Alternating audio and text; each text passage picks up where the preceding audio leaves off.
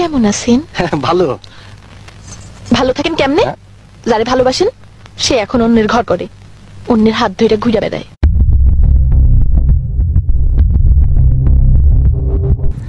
কালকে ব্লগ আসতেছে কত কবে বল, প্রমোশন কর। ব্লগ আসতেছে কত কবে বল, প্রমোশন কর।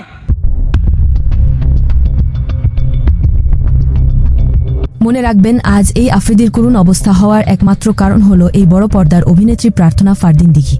এই দিঘির সাথে বিশ্বাসঘাতকতা করেছে তৌহিদ আফ্রিদি। তাই আজ এই আফ্রিদির করুণ অবস্থা হয়েছে বলে তৌহিদ আফ্রিদির ভক্তরা মনে করেন। শুধু তাই নয়, টাকার কাছে যেমন ভালোবাসা হেরে যায়, এই মাই টিভির চেয়ারম্যানের একমাত্র পুত্র সন্তান তৌহিদ আফ্রিদি এই দিঘির মজা লুটে নিয়ে তাকেও ছেড়ে দিয়েছে বলে মনে করেন তাদের ভক্তরা। একটা সময় এই আফ্রিদি ও দিঘির মধ্যে যে প্রেমের সম্পর্ক ছিল তা আর বুঝতে বাকি ছিল না তাদের ভক্তদের মাঝে। সেই আফ্রিদি বিভিন্ন সময়ে বিভিন্ন ঘাটের পানি খেয়ে টাকার অহংকার দেখিয়ে প্রতিটা মেয়ের জীবন নষ্ট করেছে আফ্রিদি। আফ্রিদি শুধু টাকার নেশায় আসক্ত ছিল না, তার ছিল মেয়ের নেশা।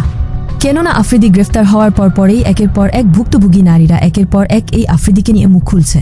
আমি সোশ্যাল মিডিয়াতে বিভিন্ন রকমের কন্টেন্ট বানিয়ে থাকি। তো ওই আফ্রিদির সাথে আমার একটা বন্ধুর মাধ্যমে যোগাযোগ হয়। তো ও আমাকে বিভিন্ন রকমের সহায়তার হেল্পেরই দেখায়, যে আমাকে আশ্বাস দেয় যে আমাকে কন্টেন্ট ক্রিয়েট করতেও আমাকে হেল্প করবে।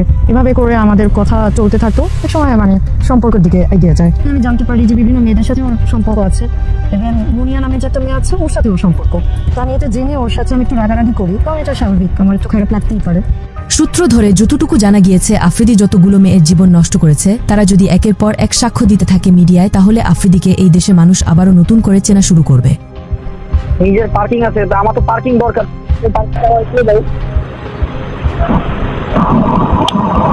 হ্যালো, হ্যাঁ কি তুমি টেনশনে আছো? কোনো চলে যাবো? মাইক খাবা উপরে সব ফাজিল। কয়তলায়? 6 তলা।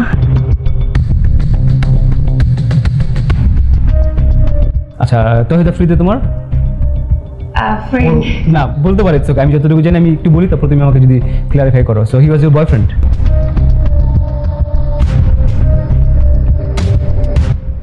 সম্প্রতি 24-এর আন্দোলনের সময় ডিবি হারুনকে চাচার পরিচয় দিয়ে এই বাংলাদেশের ইউটিউব ইন্ডাস্ট্রিতে নতুন প্রভাব খাটিয়েছেন আফ্রিদি।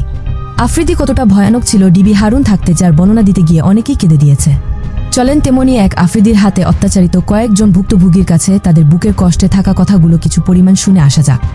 সেদিন ডিবি অফিসে আমাকে ঠিক এইভাবে বাইদা রাখছিল। এই যে দেখেন, আমার পাটা এইভাবে ছিল, পায়ের মধ্যে বাড়ি মারছে, আমি এভাবে পড়ে গেছি। তারপর আমার হাত পিছনে এইভাবে হ্যান্ডকাপ পরা ছিল, মাথার মধ্যে কালো কাপড় পেঁচানো ছিল। ওই মোমেন্টটা আমি কখনো আপনাদেরকে শেয়ার করতে পারবো না। এমনভাবে আমাকে নির্মমভাবে এরকম হাত করে মাথাটা বাইদা নির্মমভাবে আমাকে যে পিটাইছে, আমি কখনো এটা আপনাদেরকে বলতে পারবো না। 1 বছর সময় লাগে সেটা করতে, তদন্ত করতে। কি আপনাদের অভিজ্ঞতা নাই? হ্যাঁ, আমার সাথে যে ঘটনা ঘটছে সেটা হচ্ছে 1 বছর আমার চ্যানেল তারা রাখছে। তো তাদের বিন্দু মাত্র অভিজ্ঞতা নাই এইসব বিষয়ে। আমি মনে করি যারা কি বলবো, আমি যদি ডিবির কথা বলি, যে সব ডিবি আমার সাথে ডিবি চাকরি চলে যাবে, আমি যদি সেগুলো প্রকাশ করি, আমি চাই না। যেহেতু আমার কাছে মাপ চাইছে, সেজন্য আমি চাচ্ছি না। বাট আমি প্রত্যেককে বলবো, এইগুলো তো ভালো ডিবি যারা, তারা তো এই কাজগুলো করে না। ভালো পুলিশ, ভালো ডিবি, ভালো ডক্টর যারাই আছে, কখনোই তারা খারাপ কাজের সাথে জড়িত হয় না বা কারোর উপর মানে অন্যায় করে না। ভালো যারা, খারাপ যারা তাদের উদ্দেশ্যে বলছে ভাই, যাদের পরিচিত আছে, মানে পরিচিত ফেস, ইউটিউবার বলেন, কন্টেন্ট ক্রিয়েটর বলেন, তাদের সাথে আপনারা যখনই অন্যায় কোনো কাজ করতে যাইবেন, তখন আপনারা মাথায় রাখবেন যে আজ না হোক কাল এটা প্রকাশ পাবে। যখন প্রকাশ পাবে তখন কিন্তু আপনাদের এই যে চাকরি করেন সেই চাকরি কিন্তু থাকবে না, কারণ আপনারা অন্যায় করছেন। এই যে আমি কথা বলতে হয়তো আমি বলেও ফেলতে পারি তাদের সম্পর্কে। সো এই জন্যই আমি বলবো যে খারাপ যারা আছেন, খারাপ পুলিশ বলেন, খারাপ ডিবি বলেন, ডক্টর, ইঞ্জিনিয়ার যারাই আছেন, সবাইকে আমি যে কাউকে হেড করি, তাকে খারাপ যারা তাদেরকে হেড করি, তাদেরকে আমি পছন্দ করি না। আমি সবসময় অন্যায়ের বিরুদ্ধে প্রতিবাদ করি। অন্যায় যদি আমার মা বাবা পর্যন্ত করে, আমি আমার মা বাবাকে পর্যন্ত ছাড় দিই না অন্যায় করবে। আমি এরকম একজন প্রতিবাদী ছিলাম। আর আমি লাইভে এসে যখন কান্না করলাম, কান্না করার কারণ হয়তো অনেকে জানতে চাচ্ছিলেন, সকল ভাই জেল হচ্ছে ছেলেদের জন্য, আপনি কান্না করবেন। এই যে আমার পার্সোনাল যে সমস্যা ছিল, আফ্রিদি যেমন বললো যে তার ওয়াইফ 6 মাসের প্রেগনেন্ট ছিল, সেম ওইরকমই আমার ছিল, আমার ওয়াইফের ছিল 5 থেকে 6 মাসের প্রেগনেন্ট, যার ফলে এই অবস্থা। আমি এখানে যেমন আমি বললাম আমার ছিল, এটা আবার ট্রোল করে বললেন সকল আমাদের প্রেগনেন্ট ছিল 6 মাসের, এটা আমি লাগাই দিন না, কারণ ট্রোল করার জন্য তো আমরা এক্সপার্ট। আমি নিজে তো ট্রোল করি, এটা কোনো বিষয় না। তো যাই হোক, ঠিকই বলবো যে ক্ষমতার অপব্যবহার যেন আমরা না করি ভাই। আপনাদের চোখে আজ আঙ্গুল দিয়ে দেখিয়ে দিতে চাই, আফ্রিদি যাত্রাবাড়ির এক ছাত্র হত্যা মামলায় গ্রেফতার হয়েছে। কিন্তু এই পর্যন্ত আফ্রিদির সবচেয়ে মেয়ে বন্ধু এই বড় পর্দার অভিনেত্রী প্রার্থনা ফারদিন দিঘি আফ্রিদি সম্পর্কে এখন পর্যন্ত কিছুই বলেনি ফেসবুক কিংবা মিডিয়াতে। কেননা সেও চায় আফ্রিদির কঠিন বিচার হোক। তবে শেষে একটা কথা বলে যেতে চাই, আফ্রিদি গ্রেফতারের পর অনেকেই কষ্ট পেয়েছে। কেননা আফ্রিদি সবসময় ভালো কাজগুলো তার ব্যক্তিগত চ্যানেল ও ফেসবুকে শেয়ার করত, কিন্তু এতগুলো মেয়ের সাথে যে সে বেইমানি করেছে তা কখনোই শেয়ার করেনি। কেননা একজন রাস্তার পাগল ও বুঝে যে রাস্তায় চলাকালীন সময় বৃষ্টি আসলে নিজেকে রক্ষা করার জন্য হলেও কোনো এক গাছের তলায় হলেও নিজেকে ছেপ রাখতে হবে। সেই কাজটি সুযোগ বুঝিয়ে করে গিয়েছে বাংলাদেশের জনপ্রিয় কন্টেন্ট ক্রিয়েটর তৌহিদ আফ্রিদি। বাপের টাকা টাকায় বাপের সিলিমিলি করতে আছে।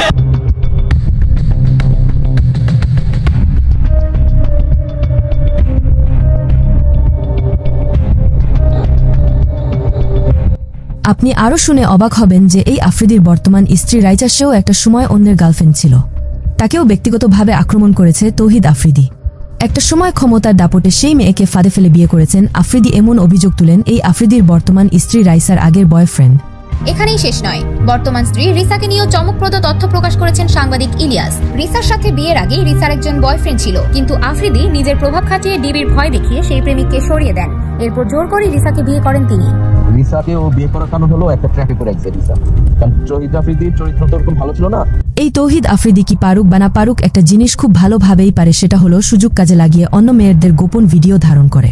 তাকে নিজের বিছানা পর্যন্ত নিয়ে আসা ছিল আফ্রিদির নেশা, যা এই ভুক্তভোগী নারী প্রকাশ্যে বলেন।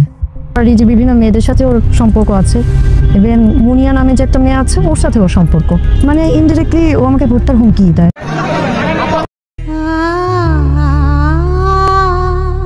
कभी खुशी